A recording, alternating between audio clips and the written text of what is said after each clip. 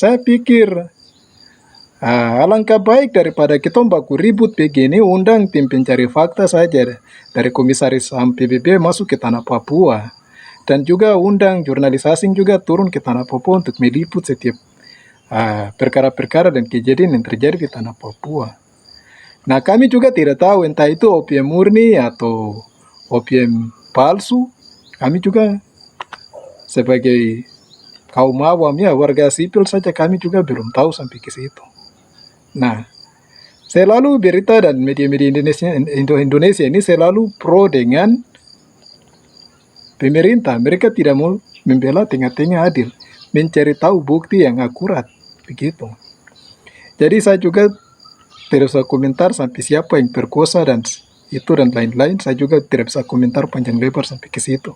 Tapi alangkah baiknya kami harus mengundang Komisaris HAM PBB atau tim pencari fakta dari HAM PBB harus turun di Papua dan melakukan penyelidikan terhadap setiap pembunuhan-pembunuhan dan pemerkosaan dan perampasan tanah-tanah adat yang ada di tanah Papua.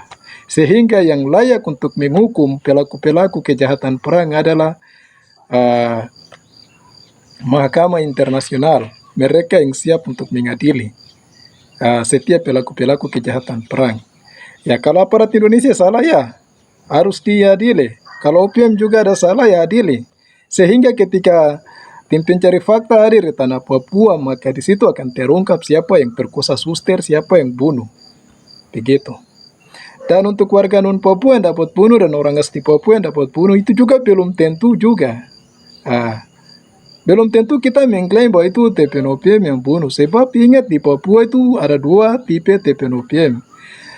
TPNOPM yang satu berjuang murni untuk kemerdekaan tanah Papua, bangsa Papua Barat. Yang satu hanya untuk bikin rekayasa dan bikin kekacauan, tambah konflik ini tambah panjang lebar.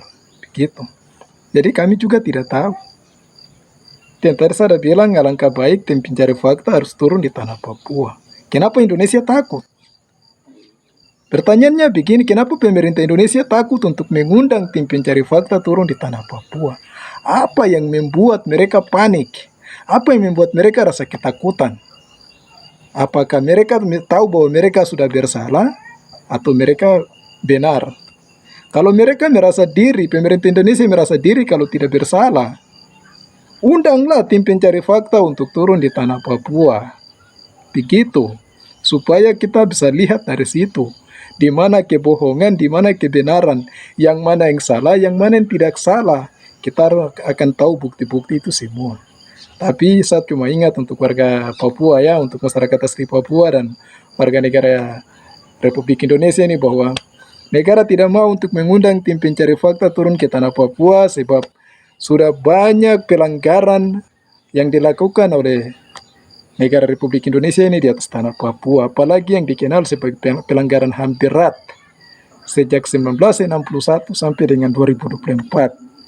Ketika sampai tim pencari fakta turun di tanah Papua dan menyelidiki setiap kasus-kasus ini, maka ujung-ujungnya pemerintah Indonesia sudah tahu bahwa Papua akan terlepas, Papua akan merdeka, atau Indonesia akan tunduk dan merasa malu bahwa mereka tidak mampu, tidak sanggup untuk membangun tanah Papua.